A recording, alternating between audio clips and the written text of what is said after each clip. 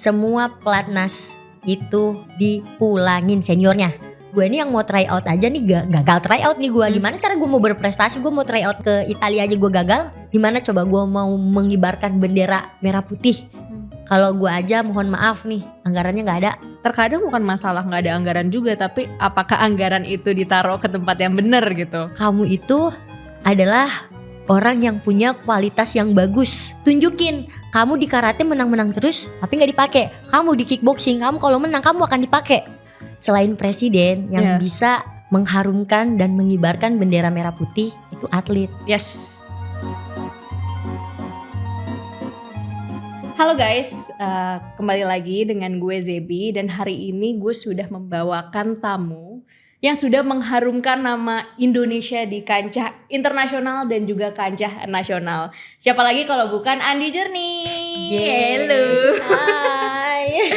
Hai Jerni. Halo. Emang beda ya kalau misalnya atlet tuh terlihat lebih cerah dan ini ya fit ya badannya ya.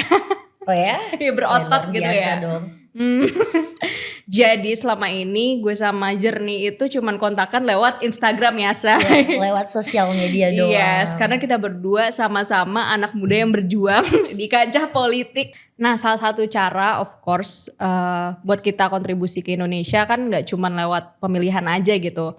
Salah satunya lewat misalnya gue ini bikin kanal diskusi antara orang yang seumuran gitu, dan juga lo kan kontribusi sebagai atlet ya gitu. Sebagai atlet. Ya, tapi gue denger lagi gak bisa berkontribusi nih gitu kan, kocak ya gitu. Coba ceritain tentang diri lo sendiri juga, mungkin boleh intro sedikit dan juga kasih tahu sekarang lagi berjuangin apa sih gitu. Oke. Jadi halo semua, nama aku Andi Jerni, kalian bisa panggil Jerni aja. Jadi gue itu atlet karate dan juga atlet kickboxing. Dulu emang karate tapi sekarang udah kickboxing. Terus sekarang lagi memperjuangkan hak kita sebagai atlet, hak atlet seluruh Indonesia ya. Karena alhamdulillahnya diberi kepercayaan sama teman-teman juga untuk vokal memperjuangkan hak kita untuk tetap mendapatkan pembinaan seperti itu. Nah, tahu kalau kan? misalnya tahu kan efisiensi sekarang. Kebetulan sih gue melihat di beberapa berita ya ada tulisannya yang kayak gini nih. Atlet Andi Jerni ancam kabur hingga tawarkan diri ke Filipina usai dipulangkan saat pelatnas. Itu tuh kayak rebel banget ya, Say. Nah, boleh tuh dijelasin kenapa tuh? Sebenarnya tuh bercanda doang sih, karena kan lagi viral Misu-misu tuh. aja ya. Viral tuh yang hashtag kabur aja dulu kan. Sebenarnya kayak bercanda aja, tapi ya kalau emang diberikan tawaran juga ya nggak apa-apa. Soalnya jujur aja untuk berkarir di atlet ya di Indonesia sekarang tuh lagi agak susah karena ada pemotongan anggaran gitu kan dari kementerian. Jadi akhirnya kita atlet-atlet Indonesia ini yang seniornya itu dipulangin, gak ada pelatnas kayak gitu. Sepertinya bercanda kok. Tapi ya udah kalau dianggap serius juga gak apa-apa. Nah, gue gak bisa ngebayangin sih seberapa besar impact yang dihasilkan ya dari kebijakan itu. Karena kan gue yakin lo buat pemilihan atlet, terus journey lo mungkin dari dulu buat dapat ke posisi sekarang itu kan gak mudah ya gitu.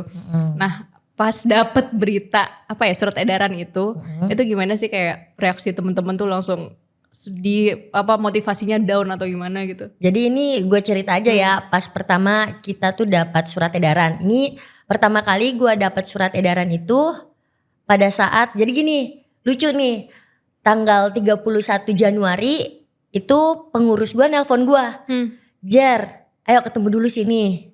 Dikasih tahu lah gue bahwasanya, nih gue dulu nih yang dikasih tahu pertama nih ada nih surat edaran dari Kementerian Keuangan. Ini tuh perihalnya efisiensi di setiap kementerian gitu kan. Jadi mau gak mau semua pelatnas itu cabang olahraga semuanya tuh dipulangin. Terus kayak tanggal 31 Januari itu semuanya sudah harus pulang. Bayangin surat yang kita terima di tanggal 31 dan harus juga semendadak itu dipulangin di tanggal 31. Pengurus gue stres dong, pusing. Kelimpungan tuh semua. Gue sebagai atlet kayak cuman diem kayak shock aja kayak aduh. Ini gue atlet yang pertama dikasih tahu nih di cabang olahraga gue di kickboxing. Lu gimana ya gue kasih tahu ke teman-teman ya. Aduh nggak enak banget nih gue ngerasa lagi berat. Pada intens-intensnya latihan ya. Ini kalau posisi waktu itu ya benar-benar semangatnya anak-anak tuh lagi benar-benar on fire semua. Benar-benar yang berat badannya berlebih mereka tuh lagi siap banget buat nurunin. Benar-benar kayak pada saat itu kayak kalau keinget teman-teman yang sedang berjuang dan dapat surat ini itu gimana, bayangin kecewanya kayak gimana. Ya udah jadi Jernih bilang dong sama pengurus kayak mungkin bagusnya gini aja Master. 2-3 hari ini kita kasih tahu, jangan sekarang karena kalau sekarang ini pasti bakal kayak Matain semangat banget. langsung ngedown semua. Jadi pada saat itu kebetulan pengurus itu lagi minta anak-anak untuk bikin acara party gitu. Jadi partinya ini bukan karena kita mau pulang. Jadi bukan, sebelumnya itu emang udah dikasih tahu bikin party, tapi gak ada yang tahu ternyata itu jadi party perpisahan gitu kan. Akhirnya setelah party besok paginya pengurus ngomong kayak kita harus dibubarin. Aduh. Karena ada surat edaran. Wah, semuanya di situ pada ngedrop. Terus kita kumpul nih bikin forum gitu.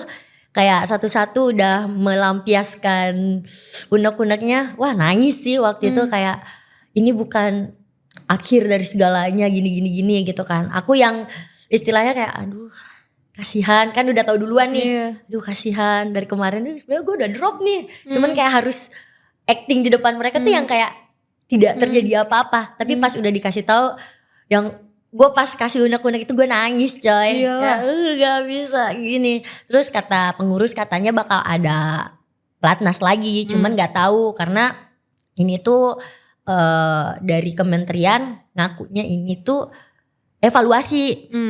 Kita tuh mikir gini, evaluasi apalagi nih yang mau dievaluasi. Orang kemarin atlet udah kurang kemarin aja tuh selama kita pelatnas selalu ada tim dari kementerian itu, Kementerian Olahraga untuk ngeevaluasi. Oh, jadi kalian emang evaluasi secara berkala ya? Iya, jadi emang ada yang datang. Kita tuh jadi nanya ini evaluasi apaan dipulangin gitu kan. Nah, disinilah setelah gue pulang nih, gue dapat berita bahwasanya pelatnas atletik dipulangkan. Jadi langsung ngomong dong, nggak cuma atletik, semua cabang olahraga di Indonesia yang seniornya dipulangkan. Kalau dari statementnya kementerian, statementnya Menteri Pemuda dan Olahraga, katanya ini evaluasi aja, bukan karena efisiensi. Jadi semoga tidak menghambat prestasinya atlet. Mohon maaf nih, gue kasih tahu dulu nih, 2 hari aja atlet kagak latihan, fisiknya bakal turun. Kalau dipulangin kayak begini, ini sudah menghambat dong. Evaluasinya dari mana? Evaluasi apaan nih? Yang lu mau evaluasi apaan? Kalau evaluasi anggaran, ya tolonglah gini. Yang bikin gue bingung nih sebenarnya itu pelatnasnya kan dimulai bulan Oktober, dipulanginnya di Januari. Ini pelatnas buat apa? Pelatnas nanggung kalau bahasanya mah. Pelatnas nanggung ini SEA Games-nya tuh Desember 2025. Terus kalau dari Oktober sampai Januari ini pelatnas apaan? Buang-buang anggaran. Sengaja gitu kan. Jadi kayak maksudnya gimana nih gitu. Kita jadi bingung juga. Terus juga bulan Januari 2025 itu katanya kan masuk anggaran 2024. Yes. Jadi Ya harusnya kan? emang itu udah ditentuin dong gitu. Ya, tapi kenapa gaji kita belum ada sampai sekarang di bulan Januari? Dari Januari? Iya, Januari kita belum terima. Gila. Jadi gimana dong kalau memang itu anggaran 2024? Ayo lo di sini lagi nih yang menjadi Iya harusnya kan berarti yang diutak-atik yang anggaran 2025 ya, bukan yang dari 2024 udah ditentuin gitu. Iya. Kan emang anggaran kan dibikinnya gitu biasanya. Dan yang menjadi pertanyaan kalau memang Januari 2025 masuk anggaran 2024 kan emang udah harusnya clear semua nih. Januari 2025 itu 2025 harusnya masuk anggarannya 2025, tapi ngakunya 2024. Jadi kayak ada Rancu gitu ya, rancu ya. belum dapat Jadi kejelasan. kita sebagai atlet nih yang kayak sebenarnya nggak mau tahu ya, karena kita tuh kerjanya tuh sebagai atlet tuh ya kayak latihan tanding. Yes. Tapi gara-gara ada permasalahan ini, kita tuh sebagai atlet juga nggak bego-bego banget ya. Kita atlet tuh pinter banget. Jadi kalau ada yang kayak begini tuh pasti kayak wah ada sesuatu nih gitu. Nah mungkin kan tadi kita udah ngomongin tuh kayak soal sebenarnya sekarang lagi ada problem apa gitu, atlet gitu kan, ada pemotongan anggaran buat pelatnas gitu kan. Nah tapi mungkin boleh bantu jelasin juga nih ke teman-teman ini pelatnasnya tuh buat apa sih sebenarnya, dipersiapinnya buat apa gitu. Oke. Jadi pelatnas ini tuh dipersiapkan untuk SEA Games 2025. Jadi SEA Games itu nanti di bulan Desember. Jadi memang harusnya persiapan SEA Games itu minimal banget itu 1 tahun. Itu minimal. Tapi ini kita Baru 4 bulan. baru 4 bulan udah pulang. Nah desas-desusnya gini sih Zep. Bakal ada pelatnas lagi. Tapi yang diprioritasin adalah olahraga yang DBON. Apa tuh? Desain apa ya, lupa lagi. Kalian bisa lihat di nanti sini ya. ntar kita masukin. Oke, jadi ini adalah olahraga-olahraga yang masuk dalam daftar Olimpiade. Itu yang diprioritaskan. Jadi kayak olahraga-olahraga inilah yang akan duluan diplatnasin. Terus bagaimana dengan olahraga-olahraga yang belum masuk di Olimpiade? Dibiarin aja gitu. Dibiarin SEA Games-nya pelatnasnya pas mendekati SEA Games. Emangnya kita robot? Kayak gitu. Makanya kayak oh ya aku juga kan sebenarnya persiapan The World Games ya. Yeah. The World Games itu bulan 8 2025. Dan seharusnya pelatnas ini tuh pelatnas SEA Games ini menjadi pembinaan juga buat aku untuk mempersiapkan diri di The World Games. The World Games itu kejuaraan dunia yang mempertandingkan olahraga-olahraga yang tidak dimainkan di Olimpiade. Yeah. Jadi setara dengan Olimpiade. Tetapi kemarin lihat di sosial medianya tim Indonesia, The World Games nggak ada. Hah, gak dimasukin? Gak dimasukin. Katanya event-event multi event ya yang akan berlangsung di tahun 2025. Ada 3 nih. The World Games-nya nggak ada. Lah, jadi akhirnya gak bakal persiapan makanya kesana saya dong. bingung. Padahal The World Games itu di bawah Asosiasi Olimpiade Internasional. Iya. Kenapa tidak ada? Bisa dibilang achievementnya kayak lebih besar lagi gak sih jadinya gitu. Jadi gak cuman Asia aja gitu kan. Ya ini tidak hanya SEA ya, tidak hanya Asia, ini dunia. Kenapa nggak ada? Terus juga The World Games ini banyak loh atlet-atlet Indonesia yang lolos. Dari kickboxing aja aku itu ada 2 orang. Aku di point fighting tatami dengan satu lagi namanya Kasusanti. Ya. Itu dia main di ring. Dan ini baru kickboxing, ada wushu, ada karate, Iya. ada dan yang lain-lainnya kan. Terus ini gimana? Apakah kami harus cari uang sendiri gitu? Padahal buat ngarumin nama bangsa ya. Buat harumin nama bangsa. Ingat Zep, selain presiden yang bisa mengharumkan dan mengibarkan bendera merah putih itu atlet. Yes.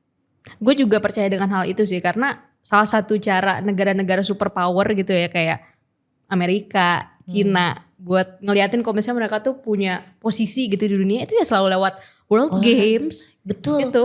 Mereka selalu achieve di situ gitu ya, karena ya berarti kan itu mereka dapat dukungan yang banyak buat atlet-atletnya, terus emang ya berarti kan ngeliatin kalau misalnya finansial mereka tuh juga stabil gitu loh. Iya, jadi atlet-atlet di luar ya. Ini kita bandingin aja lah ya. Di Amerika, di Eropa, atlet-atletnya itu kelihatan yang bukannya berarti atlet Indonesia jelek ya, enggak. Iya, ngerti kok. Tapi maksudnya atlet-atlet di sana itu benar-benar mereka tuh kalau lagi tanding pasti kan kayak dikit-dikit mereka yang juara, dikit-dikit mereka juara. Ya karena kenapa? Selain pembinaan yang bagus, ya finansial yang tersalurkan ke mereka juga bagus gitu. Konsisten dan emang bisa dipertanggungjawabkan. Iya, betul. Sedangkan kita di sini mohon maaf ya, maunya dapat emas, tapi pada saat kita minta untuk pembinaan hak kita malah kayak dipotong lah, diundur-undur lah. Ya wajar gak sih kayak kita tuh masih olahraganya bahasanya ini aku sebagai atlet ya kayak belum terlalu maju seperti di negara lain. Kalaupun ada nih dari Indonesia yang memang kelihatan nih di dunia apa itu kan supportnya memang Luar biasa. luar biasa. Support dari pemerintahnya ada, makanya aku tuh sering bilang, tolong dong pemerintah jangan cuman memprioritaskan olahraga yang ini aja. Banyak kok potensi-potensi lain yang bisa muncul kalau semuanya sama rata gitu. Contohnya tuh kayak apa? Maksudnya olahraga apa yang bisa diutamakan sama pemerintah gitu? Ini aku takut diserang nih sama fansnya nih. Jangan ya. Tapi gini, misalnya olahraga yang diprioritasin kan olahraga yang Olimpiade, yang kayak misalnya contoh angkat besi, sport climbing, badminton segala macem. Itu kan mereka kan diprioritasin banget karena mereka kan lolos olimpiade. Tapi coba deh kita perhatiin juga olahraga lain. Banyak kok olahraga lain yang memang belum masuk olimpiade tapi mereka juga udah berprestasi di single eventnya dan di event-event multi event lainnya tapi bukan olimpiade. Harusnya pemerintah juga harus melihat itu kan. Jadi jangan jangan cuma melihat yang udah kelihatan gitu. Yang udah kelihatan baru mau dibina lagi. Coba binanya itu dari yang dia belum kelihatan gitu tapi udah ada potensi. Ngerti kan? Kalau sekarang malah dibinasakan. Sekarang dibinasakan. Astaga, gue gatel tadi ngomong. Oh iya dan mungkin juga ini notes ya buat pemerintah kayak jangan cuma melihat yang udah kelihatan tapi coba lihat juga yang dari daerah karena atlet-atlet nasional ini tidak ada di nasional kalau mereka tidak berprestasi di daerahnya. Ya, of course. Jadi kita harus lihat dari akarnya. Karena jujur ya selama nyalek dulu kan salah satu program kerja gue adalah bagaimana caranya gue memperjuangkan atlet-atlet di daerah kan. Itu gue turun ke dapil nih, gue lihat atlet-atlet di daerah tuh ya Allah ya Robbi. Juara porprofnya aja cuma 250.000. 250.000. Jangankan transport ya, vitamin aja kagak dapet. Iya gimana itu beli makanan ya? Iya, makanya gue bilang nih kayak kalau memang mau mendapatkan atlet dengan SDM yang tinggi nih, lihat dulu nih dari di daerahnya, dari akarnya nih. Kalau memang mereka sudah dipenuhi di saat mereka masih di daerah, potensi-potensi itu bakal muncul, kelihatan. Nanti itu bakal naik pelan-pelan ke nasional. Jadi kalau misalnya sekarang nih banyak banget itu kasihan banget atlet-atlet yang kayak udah ngeluarin duit sendiri buat ini itu. Tapi ya gitu cuman mentok-mentoknya di situ. Karena ya kurang dari fasilitasnya juga. Nah maksudnya kan gimana ya kalau di Indonesia kan udah jadi rahasia umum ya. Lo kalau misalnya jadi atlet di Indonesia tuh harus banyak perjuangan dari keluarga lo sendiri. Bener. Dari diri lo sendiri gitu. Gue juga berjuang sendiri cuy. Tahu nggak? Sendiri. Sebelum gue ada di titik ini, orang tua gue tuh jor-joran, berusaha banget gimana caranya cita-cita gue ini tetap istilahnya berlangsung gitu kan. Karena alhamdulillahnya ya keluarga gue kan juga berkecukupan, jadi kayak keluarga gue sangat mensupport untuk gue. Nah coba bayangin anak-anak di luar sana yang mungkin keluarganya tidak tercukupi, tapi anak ini tuh punya talent, dia punya potensi, gimana coba bayangin. Masa yang muncul hanyalah orang-orang yang kayak misalnya gue nih atlet yang disupport sama orang tuanya terus gimana? Harusnya kan ada yang dari lain. Negara, malah itu kan tugasnya negara untuk provide ke rakyat kan. Iya, cuma ya memang ribet sih jujur jadi atlet. Kalau misalnya udah di nasional beda lagi siapa yang megang, di daerah beda lagi siapa yang megang gitu. Tapi tetap aja semua balik lagi. Masalahnya itu ya di anggaran dan fasilitas. Nah, selain masalah finansial itu, maksudnya apa sih tantangan terbesar gitu kalau misalnya lo jadi atlet? Karena kan gue ngebayangin kayaknya lo buat pergi ke luar negeri itu kan mungkin butuh sponsor. Gue kan ngeliat kayak atlet-atlet kalau Amerika gitu-gitu kan misalnya disponsorin Nike atau apa gitu pertama. Terus juga kalau misalnya lo gak ada kegiatan nih, maksudnya belum ada kegiatan buat kompetisi, itu negara tuh udah ngapain aja buat lo sama lo lagi gak ada kegiatan gitu. Kalau jujur ya, kalau misalnya kita lagi gimana ya, kalau misalnya kita udah beres jadi atlet nih, udah nggak ada lagi bantuan dari negara ini. Nggak ada. Udah lu kalau pensiun udah beres. Udah lu stop, udah lu dengan kehidupan lu sendiri. Ini nih juga sebenarnya yang jadi alasan gue tuh kayak ini jadi tantangan jadi atlet itu berat banget coy. Karena lu pensiun, udah lu beres. Kalau misalnya lu pada saat jadi atlet lu nggak mengambil kesempatan kayak lu jadi PNS apa segala macem gitu kan, lu bakal susah pas pensiun. Jadi atlet-atlet tuh sekarang emang harus pintar. Harus pintar bagaimana caranya lu tuh pada saat masih aktif jadi atlet nih, lu pakai tuh semua kesempatan untuk memberikan lu tuh impact pada saat lu udah pensiun gitu. Kayak gitu. Ya sih kayak itu doang sih, finansialnya, kesejahteraannya itu tantangannya. Dan banyak lagi sih sebenarnya. Kalau lo sendiri maksudnya buat jadi atlet itu kan harus lewat misalnya kualifikasi lah ataupun ngelewatin level-level apa ya, lomba gitu bisa dibilang, kompetisi, level-level kompetisi yang levelnya misalnya tadinya kecil dulu, lama-kelamaan akhirnya lo bisa nembus nasional, internasional gitu kan. Nah kalau misalnya proses dari journey sendiri gitu, dari kecil itu emang udah ada fokus dari orang tua kayak, oh ini kayaknya ada talent yang kita fokusin aja jadi atlet gitu, atau emang passion dari diri lo sendiri gitu? Passion dari diri sendiri. Jadi ini awal mula pas gue kecil, gue ceritain ya. Boleh, pas boleh. gue kecil itu adik gue berantem tuh sama anak tetangga. Anak tetangga ini ngadu ke emaknya. Emaknya nyerang emak gue. Ya, posisinya emak gue gak bisa berantem. Kalem emak gue nih.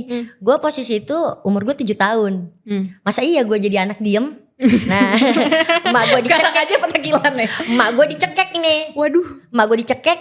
Masa gue diemin doang? Gue dateng, gue panjat tuh emaknya tetangga, tuh gue jambak, terus gue tonjok. Nah disitulah orang tua gue ngelihat, oh nih anak punya potensi buat bela diri. Gila. Bayangin gue jambak sampai lepas tuh rambut. Kayak Lepas 7 tahun jernih serius iya, lo. demi Allah, gue jambak kepalanya tuh ibu ya. Terus gue di antara emak gue sama tuh tetangga kan gue naik di tengah-tengahnya. Gue jambak, gue tonjok mukanya. Gokil. Nah di situ emak bapak gue pas tahu itu kan, emak gue cerita ke bapak kan. Bapak gue bilang ini anak ada potensi nih jadi atlet nih. Bapak lo gak shock tapi kayak wah ini bisa nih. Iya, bapak gue bisa kagak diolah shock. gitu. Bapak gue malah seneng. Jadi terus setelah itu bapak gue kan ya kayak ngelihat gue masih bocah ya. Iya. Saya belum kayak lo harus ikutinnya enggak. Tapi bapak gue cuma bilang kayak ini bisa jadi atlet nih. Iya. Pada saat gue kelas 5 SD nih, gue kan dulu stay di Bogor nih. Kelas 5 SD di komplek, gue tuh sering banget kalau sore ngelihat anak-anak tuh kayak naik di antara sama bokapnya tuh naik motor pakai baju karate. Oh. Gue jadi kayak pengen kan kayak itu karate ya gitu kan. Jadi gue ikutin tuh ke lapangan di dekat apa namanya klaster kan. Gue lihat ini, ada karate gitu kan. Gue pulang, gue lari, bapak mama mau karate. Terus bapak gue ya udah daftar. Akhirnya gue daftar, tapi kan istilah gue masih bocah, masih pengen coba semuanya ya. Iya bocil, ini membocil petakilan nih. Iya, gue masih mau coba semuanya. Jadi gue karate tuh nggak yang bener-bener serius waktu itu. Setelah gue pulang ke Makassar, nih gue ceritain, gue tuh dulu sering banget dibully sama temen-temen kelas gue. Kenapa? Gak tahu karena gue rambutnya dulu kan keriting ya. Gue tuh sering banget dibully kayak Bob Marley gitu kan. Gue pasti kayak marah dong. Gue kesel, gue nangis nih. Gue dulu dikenal cengeng tuh. Sebenarnya kalau kelas 5 kelas 6 itu gue tuh bener-bener dikenal cengeng. Kayak gue dibully tuh cengeng, tapi di dalam diri gue tuh rasa ingin ada perlawanan gitu kan. Gue langsung inget gitu. Gue harus ikut karate lagi nih. Gue bilang sama bokap, kebetulan waktu itu kita makan tuh di restoran cepat saji kan. Di belakang itu ada tempat karate. Gue makan terus gue bilang, bapak itu di belakang ada tempat karate, antar dulu mau daftar gitu kan. Akhirnya didaftarin nih. Nah mulai saat itu gue udah serius. Pelan-pelan gue, waktu itu gue naik dari sabuk putih ke kuning kan 6 bulan doang ya. Waktu itu gue sabuk kuning gue udah disuruh ikut kejuaraan nasional cuy. Gila. Tapi keren banget loh, maksudnya lu tuh kayak berangkatnya dari kayak kesel atau apa, terus ya emang ternyata emang bibitnya dari situ gitu. Iya, memang udah kelihatan dari kecilnya kan ininya. Terus setelah itu gue sabuk kuning ikut kejuaraan nasional di single event kan. Di Bengkulu tuh gue inget banget. Gue main pertama menang, main kedua gue kalah. Gue kalahnya sama yang juara best of the bestnya. Ya jelas lah gue anak sabuk Tapi kuning. lo kan newcomer kan waktu itu kan. Newcomer langsung gua. menang.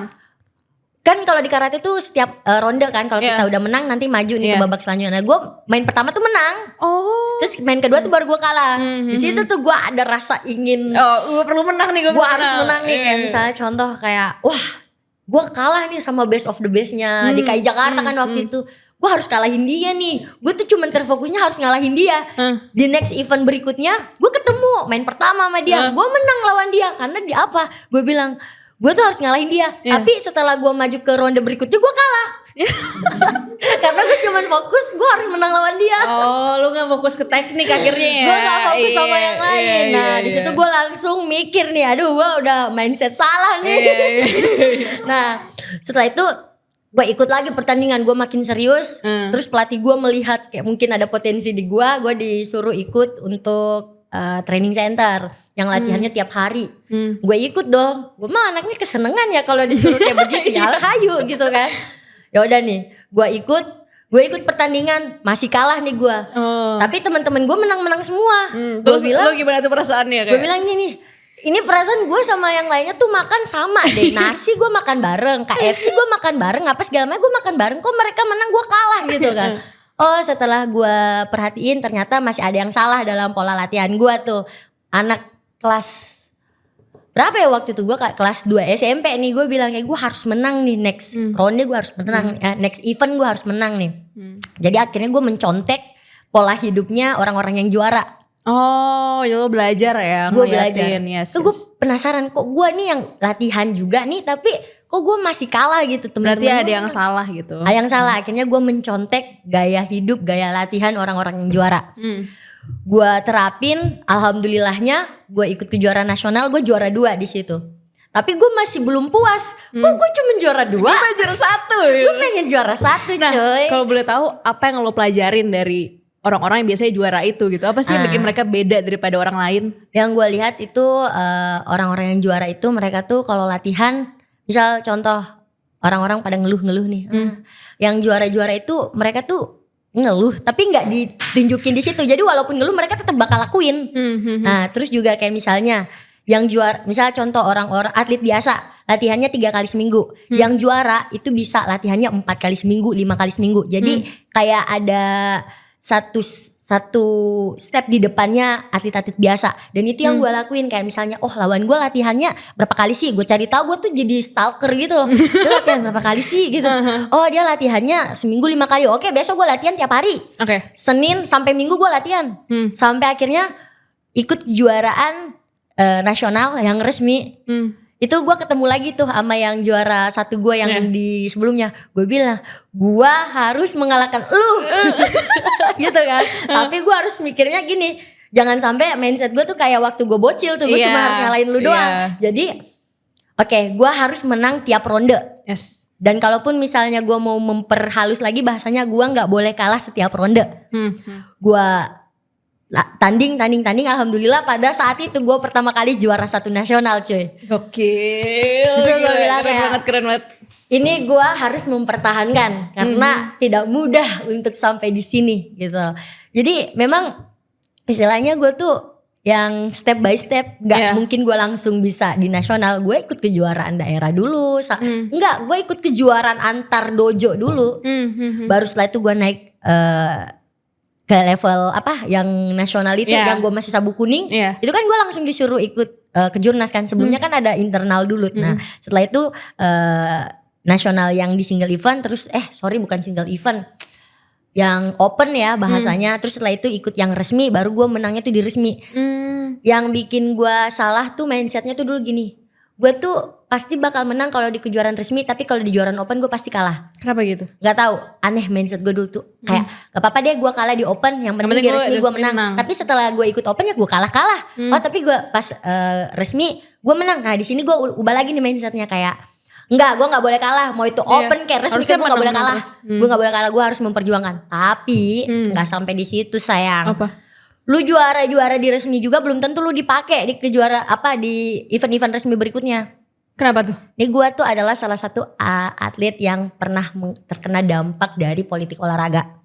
Tahu gak politik olahraga? Tahu kan? Gue gak tahu kok bisa separah ini sih. Politik olahraga tuh kayak ini bahasa halusnya. Lu yang menang nih di daerah, nanti bukan lu yang dipakai di nasional. Oh enggak, ngerti. Ya, gue tuh udah sering banget terkena ini. Jadi meskipun lo lewat jalur resmi pun lo belum tentu gue yang dipakai. Yeah. Makanya gue bilang gue tuh salah satu atlet yang sudah merasakan juga yang namanya pahitnya jadi atlet itu apa. Dan gue bisa ada di titik ini tuh kayak mungkin orang-orang ngeliatnya enak lu bisa ada di titik ini karena ini. Emang lu pernah lihat selama ini gue di belakang diapain? Gue latihan sambil nangis, gue latihan sambil ya udah cedera kanan kiri apa segala macem. Kayak lu tuh semua cuman melihat kayak apa yang gue tunjukin, tapi lu gak lihat yang di belakang gitu kan. Gue tuh sempat pengen berhenti jadi atlet, Zep. Tahu gak kenapa? Kenapa? Ya karena gue udah 3 kali gue gagal pon di karate. 2 kali gue gagal pon di karate karena waktu gue masih 2016 itu gue masih kecil ya. Jadi gue usianya belum masuk. Ya belum Terus inilah. gue pindah ke DKI Jakarta. Di DKI Jakarta tuh juga gue mulai dari nol, Zep. Pas gue dari Sulsel, gue pindah ke DKI, itu gue benar-benar mulai dari nol. Terus yang gue selalu terapin itu analoginya gini, kayak dimanapun lu berada, lu harus menjadi gelas kosong. Jadi yang kemarin itu gue buang isinya, terus gue isi lagi dari DKI kan. Susah ya, lu harus adjust mulu, adaptasi cepet-cepet tiap lo pindah-pindah gitu. Nah, tapi gue termasuk orang yang lucky. Ya, jadi gue kayak dalam waktu kurang dari 1 tahun gue bisa tembus untuk masuk Pelatda untuk persiapan PON. Ini agak sedih sih. Waktu itu gue dicoret dari tim itu, adalah alasannya gue juga lupa, udah lama 2019. Ini politik olahraga tuh ya, politik olahraga. Di situ gue yang juara di kejuaraan daerahnya, tapi gue yang ditaruh di lapis 2-nya gitu kan. Ini sebenarnya luka lama ya. Kayak gue tuh sedih, kayak kenapa sih gue yang juara daerah tapi ujungnya di nasional gue gak dipakai gitu. Iya, buat apa? Terus gue gitu juga dilarang kemana-mana lagi. Iya, gue dilarang kemana-mana, kayak udah lu stay sini aja gitu loh. Tapi setelah itu gue tetap tetap yaudah gue ikutin aja nih alurnya kemana. Sampai di mana ujung-ujungnya gue dicoret. Wah, kecewa dong gue, kayak ya ilah kayak begini. Breakdown sih pasti. Kayak gue udah sia-siain waktu muda gue untuk ini. Waktu main gue habisin untuk latihan aja gitu kan, gak ada gue waktu main. Tapi ya udahlah, posisinya waktu itu gue juga lagi kuliah. Jadi gue bener-bener lagi hektik banget, kayak harus kuliah, harus. Dan lo masih merjuangin impian lo buat ini menangin nama Indonesia gitu. Iya, bukan, itu waktu itu bukan Indonesia, itu masih daerah. Iya, tapi maksudnya semangat lo itu kan sebenarnya lo emang pengen jadi atlet yang bener-bener. Iya, cita-cita gue tuh gitu pengen jadi juara dunia. Gue udah kalau ditanya cita-cita lo apa, juara nasional, kagak, gue mau juara dunia. Itu kalau ditanya sama orang mau apa, gue mau juara dunia. Nah ya udah dong, kayak akhirnya setelah itu gue dicoret, gue tuh bener-bener stop jadi atlet. Gue tuh kayak udah lo sempat ada waktu lo pas take COVID. a break dulu. Pas COVID gue take a break, kayak gue break juga nih, kayak gue kayak udah gak mau jadi atlet. Gue mau meningkatkan skill gue di entertain. Udah gue ikut. Gue ngeliat lo juga main film lah atau apa. Jadi journey ini tuh kayak multi talent gitu loh. Mukulin orang bisa. Nah main film juga bisa gitu. Ya terus akhirnya kayak gue udah gak mau jadi atlet. Gue capek. Gue bukan capek karena latihan, tapi gue capek dikecewain karena sama orang-orang. Dikecewainnya. Karena kita semuanya tuh apapun kegiatan kita pasti capek ya. Tapi gue gak pernah capek karena latihan, tapi gue capek karena kondisi dan situasi yang seperti itu. Sampai gue udah fokus nih di entertain, tiba-tiba gue dapat callingan dari Jawa Barat. Orang Jawa Barat bilang kayak gini, Jar masih mau jadi atlet gak? Detik itu juga gue tolak, enggak. Sekarang ya gue begini, nggak mau, gue nggak mau, capek. Tenang aja, udah gue dikasih iming-iming, bayangin seminggu gue dihubungin terus ya. Seminggu gue dihubungin terus, kayak gue juga lama-lama jadi kayak aduh. Ini niat banget nih orang. Niat banget. Gitu. Nah ada satu kata dari dia yang menguatkan gue. Apa? Dia bilang kayak gini, Jer buktikan bahwa kamu itu masih bisa, kami itu layak. Emas yang dibuang itu tetap bakal jadi emas. Wah, gue langsung kayak mulai lagi nih on fire dalam tubuh nih. Mindset atlet lo tuh. Wah, mindset atlet. Ya juga ya. Kok gue di usia muda tiba-tiba stop sih? Iya, orang masih banyak kesempatan ya. Gue mau tunjukin deh. Sekali dulu deh, ini gue di kejuaraan ini aja deh, gue tunjukin. Ya udah, gue ikut, gue tanding, gue menang juara 1. Wah, di situ gue cuma ngomong gini, wah ternyata gue belum habis ya. Ya udah deh lanjut gitu kan. Gue lanjut sampai di mana gue dipertemukan lagi di dalam satu tim. Ternyata di dalam tim itu kayak ada seleksi lagi. Gue tuh udah capek coy. Gue kenapa harus seleksi, udah menang sih, seleksi mulu gitu kan. Seleksi mulu, mana kelas yang harusnya gue mau main di situ gue nggak dimainin di situ karena udah ada ditaruh satu di situ kan yang wild card yang juara. Pokoknya gue tuh journey versus wild card deh dari zaman gua pon pertama sampai pon kedua tuh journey versus wild card deh. Sesekali gua deh yang jadi wild card nanti gua gitu kan. Ya udah akhirnya gua mengundurkan diri dari tim bayangan Pelatda PON karate di Jawa Barat. Gua mengundurkan diri, gua tidak ikut seleksi. Gue bilang gini, oh berarti emang bener sih kayak omongan gue kemarin, kayak gue cukup sampai di olahraga ini. Gue mulai fokus lagi ke entertain. Lo mundur fokus lagi. Tiba-tiba gue ditelepon lagi sama pengurus kickboxing. Wow. Gue disuruh gini, Jer cobain kickboxing, udah lah mirip-mirip lah sama karate gitu kan. Aduh sebenarnya udah capek banget jadi atlet, kenapa sih gitu. Nah yang ngomong ini memberikan gue tuh kayak masukan yang lebih lagi daripada yang waktu gue diajakin ke Jawa Barat di karate itu. Gue dikasih tahu bahwa Jer tunjukin kamu itu adalah orang yang punya kualitas yang bagus. Tunjukin kamu di karate menang-menang terus tapi gak dipakai. Kamu di kickboxing kamu kalau menang kamu akan dipakai. Lo langsung membara. Kayaknya sekarang gue tahu nih cara bikin lo kesel kan. Bayangin kejuaraan provinsi kan. Waktu itu kayak kurang dari seminggu tuh. Gue ditelepon kurang dari seminggu kejuaraan provinsi itu. Bayangin gue udah gak pernah latihan beberapa bulan tuh.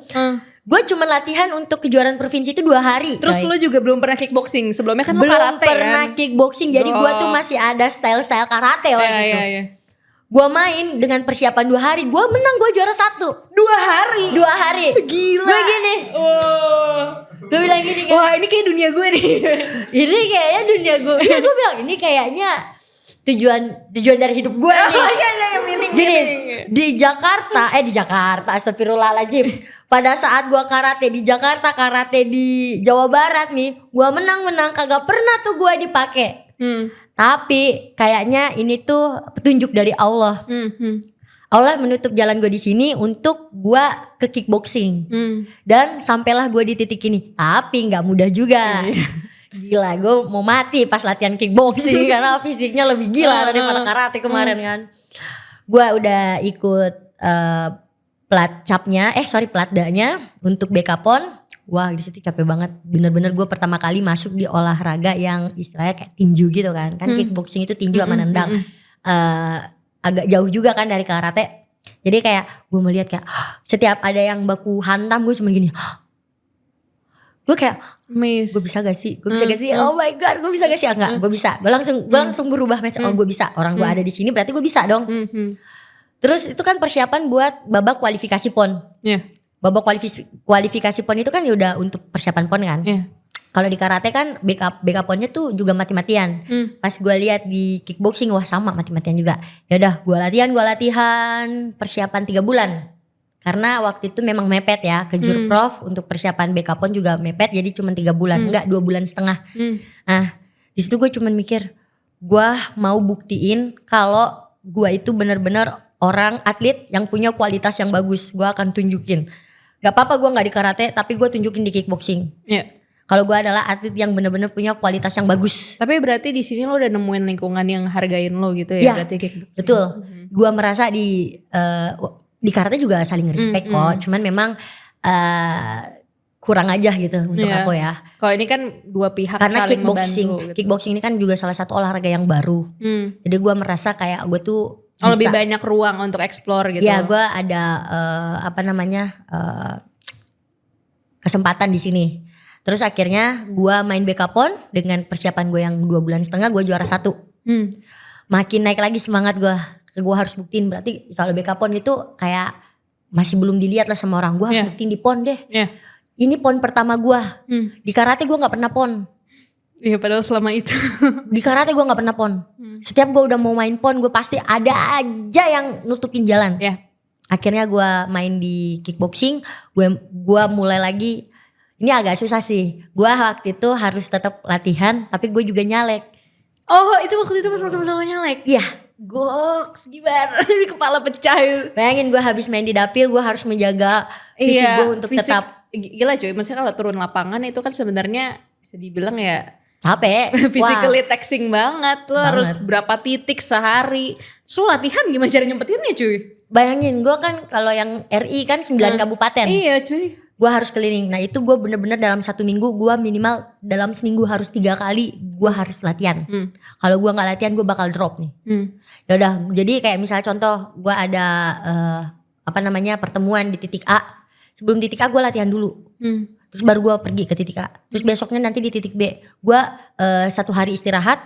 Terus gue latihan dulu paginya. Gue upayain dulu latihan pagi. Gerak apapun. Terus habis itu gue ke daerah ke titik B. Jadi kayak bener-bener gue tuh gak boleh stop. Ada double life gitu ya berarti. Gue gak boleh stop. Sampai di mana momen gue tuh yang lagi sangat hektik-hektiknya nih, nyalek nih udah deket-deket Iya. pemilu tuh, gue sempet Terus kayak apalagi istirahat. mental lo bisa dibilang itu kan juga banyak noise ya jadinya ya kan. Jadi kayak ada "Ih, bakal menang gak nih?" Terus habis itu juga harus mikirin sebagai atlet gimana. Tapi posisi itu karena gue sangat-sangat ingin memperjuangkan rakyat ya. Iya. Kayak oke, gue dalam 2 minggu ini stop dulu.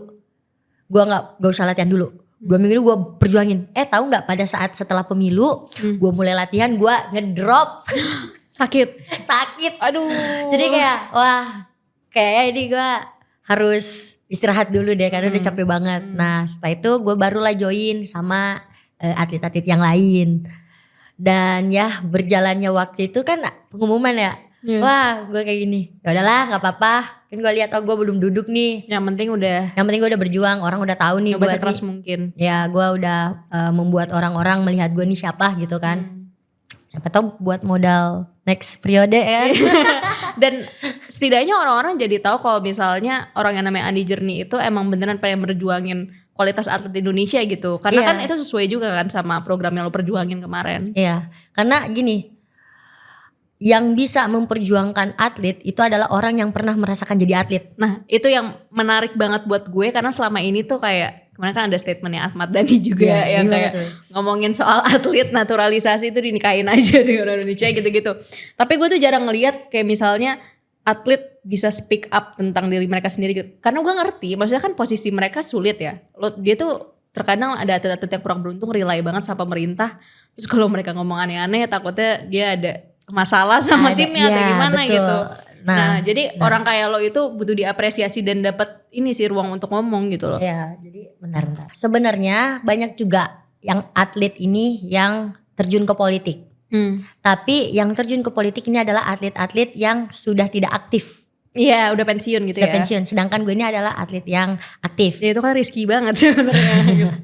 Jadi gini ya, beda banget tuh rasanya kalau atlet yang masih aktif memperjuangkan hak atlet, ngerti kan? Karena tahu situasi sekarang gitu. Iya benar. Jadi kayak wakil menteri kita kan juga mantan atlet ya. Ya, cuman ya kita melihat lah statement dia gimana semua gitu. Semua orang bisa lihat ya Dan gimana. gue pengen tahu juga tuh respon lo gimana. Karena gue abis ngelihat ya Bapak Wakil Menteri ini nge-mention kalau misalnya ini tuh ada kesalahpahaman. Kalau sebenarnya mereka lakuin itu nggak nge-cut off semua platnasnya gitu. Sebenarnya beberapa ada yang diprioritasin aja gitu. Nah situasi itu gimana gitu? Zep gini, nih platnas itu semuanya platnas senior itu dibubarin. Ini harus di garis bawahi. Semua platnas itu dipulangin seniornya. Jadi kalau misalnya masih ngelihat ada yang pelatnas Pak itu junior. Yang aku agak sedih, ini mungkin juga melukai hati semua cabang olahraga ya. Statementnya Mas Wakil Menteri mengatakan bahwa yang tadi itu semua ketua federasi tolong tenangkan atletnya dan kalau bisa semua ketua federasi mencari sponsor, jangan hanya bergantung pada pemerintah. Coba lihat saya di bulu tangkis. Di bulu tangkis ini kan sponsor gini nih. Mohon maaf nih, bulu tangkis adalah olahraga yang sudah populer sejak zaman kapan? Jangan dibandingkan seperti itu. Kalau mau dibandingkan olahraga bulu tangkis, coba bandingkan bulu tangkis sama bola. Itu bisa dibandingkan. Tapi jangan bandingin kayak misalnya contoh olahraga bulu tangkis sama kickboxing. Kickboxing ini baru. Nggak apple to apple banget. Iya, makanya aku bilang kayak ini gak enak sih kayak gini. Nah daripada memberikan statement yang kayak begitu, lebih baik gimana caranya cari solusi. Anda sebagai pejabat yang baru terpilih. Dan maksudnya dia yang punya posisi itu kan. Tolong berilah inovasi. Harus saya yang kasih solusi Kak. Kayak bagaimana caranya supaya setiap cabang olahraga ini berdiri. Misal contoh, Anda memberikan rekomendasi siapa ditaruh di olahraga federasi ini. Misalnya contoh pejabat A ditaruh di olahraga A, pejabat B. Jadi mereka itu punya power setiap cabang olahraga, setiap ketua federasi gitu. Bukannya menyuruh kayak udah lu cari gitu, jangan kayak gitu, kan jangan. Enakin banget apalagi kan, semangatnya lagi pada patah gitu. Kan Anda juga mantan atlet. Iya harusnya dia ngerti dong perasaan. Ngerti. Tapi kok jadi kayak begini gitu. Banyak juga orang yang ngomong kayak gini, lu kalau udah duduk lu bakal berubah kok. Nah iya. Banyak yang ngomong gitu. Gue bilang gak semua orang cuy, gak semua orang. Jangan lu kira karena udah ada contoh satu nih, lu kira semuanya bakal kayak gitu. Kagak. Kalau kayak gue, kan banyak nih yang ngejudge gue. Siapa suruh lu pilih yang ini. Iya. Siapa suruh itu kan bapak lu gini-gini. Jadi gini, kembali lagi. Gue masuk ke dalam sebuah partai itu karena sesuai dengan visi misi gue. Bukan karena siapa, tapi karena ini nih sesuai dengan jalan yang gue mau gitu. Tapi sampai di pertengahan jalan ada yang tidak sesuai, ya gue pasti speak up dong. Gak bisa, ini gue harus perjuangin ini. Kayak gitu, makanya gue dari awal tuh udah dikasih tahu alasan lu mau masuk partai ini karena apa. Gue bilang karena visi misinya tuh sama. Visi misi sama gue, tapi seandai kata di pertengahan jalan berbeda, gue akan speak up. Ya bukan berarti lo diem aja gitu. Iya, kenapa gue harus diem? Gue dikasih kebebasan bersuara, gue bukan ASN. Negara kita demokrasi. Gue bukan orang-orang yang terikat instansi apa segala macam. Kenapa tidak? Selagi gue bener, selagi gue memperjuangkan hal bener. Kalau gue memperjuangkan hal yang salah, terus gue bacot lu boleh ngejudge. Tapi ini kan gue memperjuangkan bukan hanya untuk kepentingan gue, untuk kepentingan semua orang. Karena alhamdulillahnya gue ada koneksi ke sana. Gitu. Gue akan berjuang kok kalau memang ini hal yang benar. Terus kan gue ngelihat ya, apa ya masalah pemerintah tuh selama ini yang gue lihat statement-statementnya tuh kurang apa ya, kurang disampaikan dengan cara yang baik gitu, sehingga menimbulkan banyak kesalahpahaman. Kayak tadi maksudnya itu kan seakan-akan nyuruh udahlah urus diri sendiri gitu kan, orang nangkepnya jadinya. Jadi yang gue sayangkan itu pertama, apalagi beliau kan sebelumnya ternyata atlet juga kan. Sama yang gue kepo juga, gue kan ngeliat nih di postingan-postingan lo itu bahkan lo saking beraninya tuh lo nge-mention mas menterinya sendiri gitu, dan bahkan dijawab di komen anjir. Nah itu tuh akhirnya proses komunikasinya gimana, dan apakah sekarang udah ada hasil gitu? Tidak ada hasil. Seperti yang saya bilang di komentar itu, semoga ini bukan hanya kata-kata penenang, bukan kata-kata manis. Tapi sampai sekarang saya belum melihat ada pergerakan. Entah itu karena mungkin mereka sudah mulai bergerak cuman gak ditunjukkan, tapi sampai saat ini saya belum merasakan dampak dari yang saya mention langsung gitu.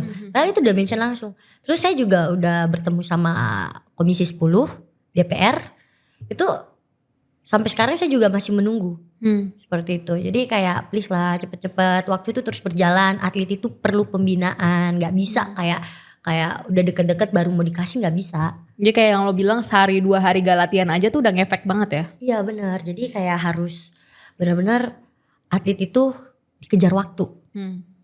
Karena kalau misalnya lewat miss aja itu udah gak bisa mencapai target.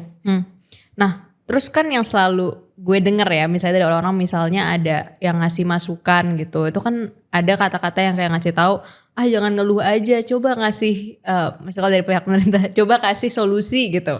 Nah kalau boleh tahu dari lo ada ini gak rekomendasi, apa sih yang perlu dikembangin sama pemerintah gitu soal masalah ini yang Kak Platda tadi, apa sih yang sebenarnya atlet mau gitu? Kalau seandainya gue diberikan kesempatan untuk bersuara dan memberi solusi nih. Solusinya adalah coba selain pendidikan, pangan, olahraga, atlet-atlet itu juga tolong diperhatikan. Banyak banget sebelum-sebelumnya itu pemerintah tuh ngomong kayak gini ya. Kayak kita harus memperhatikan atlet. Dari sejak zaman saya masih kecil itu selalu ada kata gitu. Jangan cuma dari mulut, coba lakukan yang benar-benar memperhatikan atlet itu ya. Dan juga tolong tingkatin juga kesejahteraan atlet itu, apalagi atlet-atlet yang sudah membanggakan nama negara. Kalau dia udah pensiun tolonglah diberikan bantuan setiap bulannya mungkin ya kayak gitu. Karena kalau sekarang nggak ada ya bantuan tiap bulan kalau pensiun gitu? Nggak ada. Nggak ada. Atlet itu bahkan untuk mau atlet itu bahkan untuk mau KPR aja, KPR rumah itu susah karena dia tuh bukan pekerjaan yang stabil terus-terusan, tapi kalau misalnya ada kompetisi aja gitu ya. Iya. Nah, itu yang susahnya jadi atlet itu, apalagi atlet di Indonesia, beda banget kan di negara lain. Jangan gitu, KPR rumah aja susah. Terus kalau misalnya selesai jadi atlet pensiun nih contohnya. Itu mereka bakal mulai dari nol lagi untuk bikin pekerjaan apa segala macam, kan susah. Jadi ya memang tolonglah pemerintah itu, solusi dari aku adalah tolong membuat sebuah anggaran yang memang khusus untuk atlet gitu. Atlet itu banyak.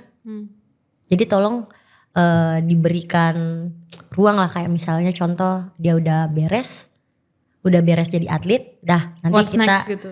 ya nanti kamu akan saya kasih modal untuk ini. Itu kan bisa dibilang dedikasi seumur hidup juga gitu. Kita udah menghabiskan waktu di masa muda untuk negara ini. Masa setelah kita tua udah tidak berjaya lagi, kita didiemin. Atlet itu adalah patriot olahraga, udah kayak pahlawan juga. Ya. Jadi ya kayak setidaknya hargailah. Tidak hanya yang udah nasional ya, daerah juga kalau bisa kayak gitu.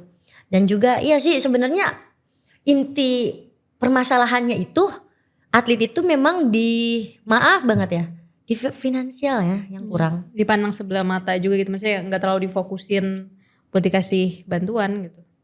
Iya susah. Jadi kuat-kuatlah atlet yang ada di luar sana. Nah, kalau misalnya lo sendiri pasti kan udah sering bersentuhan dengan atlet-atlet dari negara lain.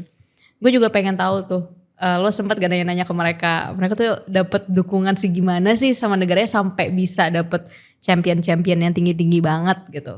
Wah kalau bahas itu ya pernah nanya sama negara yang memang diperhatikan banget dari negaranya, dan pernah juga nanya atlet yang memang lebih menyedihkan daripada negara ini. Gitu. Jadi atlet yang memang itu di Amerika, di USA, itu mereka bener-bener di treatnya tuh yang lu mau apa aja gue kasih, yang penting pada saat tanding lu menang gitu kan. Kayak gitu gue nanya, kayak gue translatein aja ya, kayak apa yang sudah diberi negara kamu sehingga kamu bisa ada di titik ini sekarang. Dia bilang yang pertama mereka itu memperhatikan kesejahteraan kita diberikan fasilitas tempat tinggal, makan yang cocok memang untuk kita, vitamin setiap bulannya. Itu yang membuat kita, sama gaji yang besar. Itu yang membuat kita semangat. Oh gitu. Terus dari tempat latihan gimana? Negara itu benar-benar mensupport. Jadi memberikan kita tempat memang khusus. Misal contoh cabang olahraga ini kita dikasih ini untuk kita. Jadi kita tidak usah bayar, kita hanya latihan aja terus di situ, dan mereka memang kayak cuman bawa badan dan skillnya untuk berlatih, dan lu udah mendapatkan ini semua. Gak perlu mikirin mau dan makan apa gitu. Dan sekarang dia jadi juara dunia cuy. Oh iya. Dan dia sudah berkali-kali juara dunia.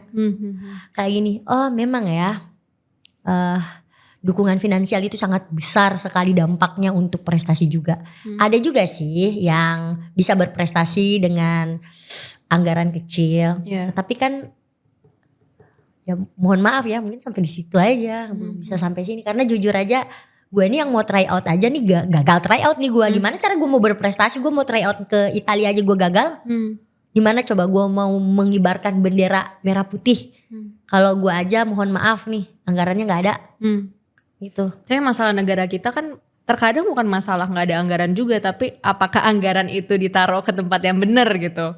Lalu sempat kayak ada, ya pasti sering lah ya mungkin sama teman-teman kayak ngerasa kok ini kayaknya fasilitas kita kurang deh, padahal kita tahu nih kayaknya budgetnya harusnya segini gitu. Skip. Gak apa-apa. Saya gini, memang ada oknum ya. Ini kita bahas soal oknum nih. Ada oknum yang kayak gitu, dan sampai sekarang, bahkan sampai sekarang pun detik ini ada oknum yang memang memotong budget hak atlet. Ada ya, tega loh, padahal kan ya gue denger sendiri dari tadi lo, maksudnya orang-orang kan tahu kalau misalnya atlet aja tuh gajinya kecil gitu, dia masih tega motong. Ada. Dan sampai sekarang masih gue diemin dulu. Sampai dia berulah baru gue kenain tuh orang. Jadi oknum-oknum yang kayak gini tuh yang harus dibasmi juga nih sama pemerintah kita. Coba jangan hanya koruptor dari perusahaan tambang apa segala macam. Tolong perhatiin juga di dalam organisasi olahraga ini banyak sekali oknum-oknum yang seperti ini. Banyak sekali, makanya atlet-atlet kita ini susah, stres nih. Kita butuh ini, kita butuh vitamin apa segala macam, gak ada. Ya karena apa? Ada oknum di dalam organisasi itu. Nah ini nih kenapa alasannya kemarin gue tuh terjun politik tuh karena untuk itu. Gue tuh pengen nge-cut off orang-orang oknum-oknum yang kayak gitu. Lo harus masuk ke gamenya langsung. Iya. nih seperti istilahnya gini, untuk merubah sistem lu harus ada di dalam Yes. sistem cuy.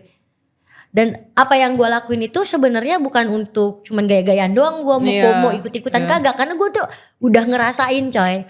Gue ngerasain dampak dari oknum-oknum yang koruptor kayak gitu kan. Kayak, gue harus nge-cut off ini. Tapi untuk nge-cut off orang ini gue tuh butuh yang namanya sebuah posisi Iya. yang ada di dalam sistem itu. Hmm.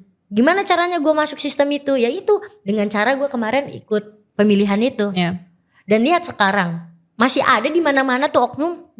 Mana yang sudah diberikan diberikan tanggung jawab, tolong dong perhatiin. Jangan, misal contoh di komisi 10 kan, kemarin cuman Bapak Ferel doang yang ngehubungin aku. Iya, aku ngeliat kamu di panel audiensi kan ya. Ya, dia ngasih tahu gini. Oh, cuman Bapak Ferel aja yang merhatiin aku. Aku sampai nge-WhatsApp anggota-anggota komisi 10 yang lain, tapi aku dicuekin. Tolong dong perhatiin olahraga juga. Olahraga yang lain juga, jangan cuman maaf ya bola. Ya. Perhatiin juga yang lain. Kita itu bisa populer di negara lain itu nggak cuman karena bola, nggak cuman karena badminton, tapi kan olahraga yang lain. Tolong perhatiin yang lain juga. Itu sih Zep. Kayak kemarin kita ngeliat kayak gimnastik di Paris. Itu Ya. kan maksudnya gila. Padahal itu cuma satu orang tapi impactnya bisa segede itu. Jadi gue kayak ngeliat, oh emang penting buat fokus ke olahraga lain juga kalau misalnya memang kita punya talent yang beneran bagus gitu loh bibitnya. Dan kebetulan yang gimnastik itu kan teman aku juga. Dia juga salah satu orang yang vokal saat itu. Oh, dia waktu Sebelum itu dia masuk dalam terikat sebuah federasi atau apa? instansi. Oh, instansi. Nah, sebelumnya dia juga orangnya vokal. Memperjuangkan dirinya. Sampai apa? Karena dia berhasil untuk vokal memperjuangkan dirinya. Lihat, dia main di Olimpiade. Tapi masa sampai harus segitunya dulu sih? Ya tapi masa harus segitunya dulu? Iya, Masa harus ada yang nunggu orang yang Marah-marah. berani, marah-marah harus ditegur dulu gitu? Tolonglah. Jangan harus nunggu ditegur, jangan harus nunggu ada sesuatu yang viral baru bergerak. Kalau bisa mulailah dari sekarang memperbaiki. Jangan tunggu dulu ada orang yang marah-marah di sosial media. Apalagi kalau atletnya yang sudah marah-marah, wah berarti ada yang tidak beres itu. Terus gue juga selalu mempertanyakan nih, karena kan orang-orang bilang talent akan mengalahkan kerja keras gitu. Gue pengen tahu karena dari tadi tuh gue juga ikut semangat denger lo cerita gitu kayak soal mindset seorang atlet gitu, mindset seorang champion. Nah, menurut lo sendiri, emang talent itu beats hard work atau hard work yang beats talent? Talent dengan kerja keras itu harus seimbang. Karena percuma punya talent, tapi kalau dia nggak kerja keras sama aja dikali nol. Nggak ada. Percuma juga dia. Tapi kalau misalnya dia kerja keras, ini beda lagi. Dia kerja keras walaupun dia istilahnya belum nggak ada talent, bisa aja.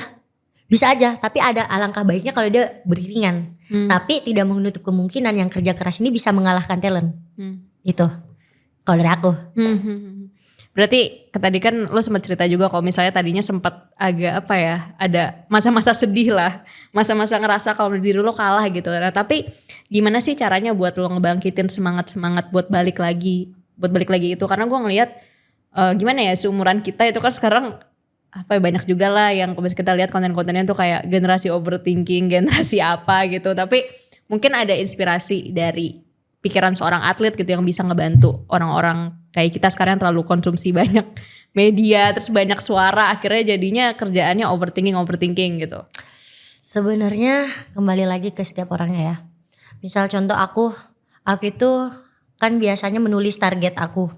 Pada saat aku udah mulai ngedrop, aku harus ngelihat target aku lagi. Oh, aku targetnya juara dunia.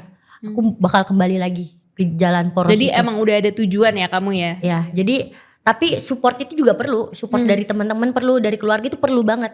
Jadi percuma juga kayak ada target, udahlah. Tapi kalau nggak ada yang support juga susah. Jadi memang lingkungan kita itu juga berpengaruh untuk membangkitkan fighting spirit ya. Sama juga kayak contoh kalau misalnya dia di lingkungan yang kurang bagus, dia ada target gini lu gitu, gini lu gitu, bisa bakal ngedown. Jadi memang lingkungan juga berpengaruh. Jadi ya kita sebagai Gen Z Gen Z kita harus saling support. Jangan saling sikut. Nah kalau misalnya di atlet tuh ada saling sikut kayak gitu nggak? Ada. Ada.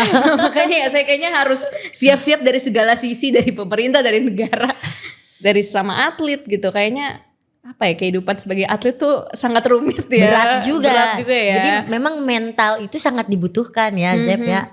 Mental. Nah itu yang penting, maksud gue kayak gimana caranya anjir mental lo bisa tetap stay on gitu. Ya dari dalam diri sih. Kalau gue tuh gini ya. Gue tuh memikirkan kayak hal-hal yang pernah gue rasain, rasa sakit itu gue simpen, gue jadiin pelajaran, terus itu yang bakal membentuk mental gue. Jadi kayak hal-hal yang jelek yang pernah gue rasain, kayak pengalaman-pengalaman jelek, itu yang gue jadiin pelajaran yang membentuk mental gue sekarang. Jadi kalau misalnya di luar sana ada teman-teman yang gagal, tenang aja, itu bukan gagal, itu adalah proses pembentukan mental kamu untuk menjadi lebih kuat. Jadi kalau misalnya lo ngubah perasaan negatif itu malah jadi motivasi ya? Iya, dan gue tuh menerapkan Hypno Champion juga. Jadi ada master aku. Jadi dia itu memang selalu memberikan kayak Hypno Champion gitu, kayak membuat gue tuh kayak gue harus bicara sama diri gue sendiri, kayak gue tuh bisa. Jadi akhirnya hal-hal yang gue selalu lakuin itu, jadi di pikiran lo emang udah tahu kalau misalnya lo bisa gitu. Ya, jadi gitu. buang semua pikiran negatif. Kita ini generasi Gen Z memang penuh dengan negatif thinking. Iya. Ya, jadi kayak buang aja tuh negatifnya. Sekarang penuhi isi kepala dengan kata-kata positif. Dan itu yang harus lo lakuin tiap hari. Bangun tidur apa segala macam lo harus lakuin, kayak gue ini berharga, gue ini jago, gue ini, tapi nggak usah diomongin di luar, ngomong di diri sendiri aja. Gue gila, atau lagi bercermin, wah gila, lu juara dunia, coy, lu juara dunia, tunjuk diri sendiri, kayak gitu. Jadi buang hal-hal negatif itu jauh-jauh. Jadi kayak misalnya udah muncul lagi nih hal-hal negatif, misal, aduh, gue lagi jerawatan, gue jelek, enggak buang. Gue jerawat ini karena gue mau datang bulan ya, jadi gampang kok ditutupin. Dah, jangan terlalu dipikirin, kayak gitu. Gila ya, gue kayak ngerasa pantas aja, maksudnya lo bisa stay in the game selama ini karena emang yang lewatinnya bukan hal yang mudah juga gitu loh. Terus juga mungkin gue ngeliatnya lo tuh bisa jadi semacam tokoh yang juga jadi inspirasi buat atlet-atlet junior gitu. Karena kan sekarang gue bisa ngebayangin sih perasaan atlet Indonesia tuh gimana, kayak gila kita lagi capek-capeknya berjuang terus di tengah-tengah tiba-tiba di cut off, terus dari pemerintah belum ada statement yang jelas gitu. Jadi emang butuh seseorang yang buat nyampein pesan-pesan mereka. Dan gue juga pengen tahu nih mungkin terakhir ya, dari teman-teman yang sekarang juga nontonin ini mungkin pengen tahu apa sih yang lagi diperjuangin sama atlet-atlet Indonesia. Mungkin ada pesan atau kesan terakhir dari lo yang bisa disampaikan gitu. Jadi ini ada 2 pertanyaan ya. Maksudnya kayak kasih tahu aja ke orang-orang yang nonton. Pesan dan pesan. Kesan dan pesan sama kira-kira yang perjuangin sama atlet, yang atlet mauin tuh apa gitu. Ya, jadi yang saat ini atlet perjuangkan adalah pembinaan yang merata dan juga tidak hanya di nasional tapi di daerah juga. Dan juga tolong dengan sangat, kita itu hanya mau diperhatikan dari beberapa segi, yang salah satu di finansial, kesejahteraannya itu, dan juga fasilitas yang ada di setiap daerahnya. Kalau udah kayak gitu udah beres. Nah, dan pesan kesan buat teman-teman atlet di luar sana, tenang aja guys, kalian harus tetap semangat apapun yang terjadi. Kita harus tetap berjuang untuk negara ini. Jangan ngedown cuman karena ada kabar efisiensi ini. Tetap latihan sendiri aja, karena aku juga latihan sendiri. Dan juga kita tetap harus rapatkan barisan, kita berjuang untuk kita, karena kalau bukan kita siapa lagi? Kalau bukan dari kita teman-teman atlet siapa lagi? Gitu. Itu aja. Kalian semangat, persiapkan untuk SEA Games, kejuaraan dunia, Asia dan SEA. Semangat. Thank you Journey udah dateng. Sama-sama Zep, terima kasih juga. Ya ada kabar baik ya dari pihak sana. Amin. Makasih guys, jangan lupa semangatin atlet-atlet Indonesia.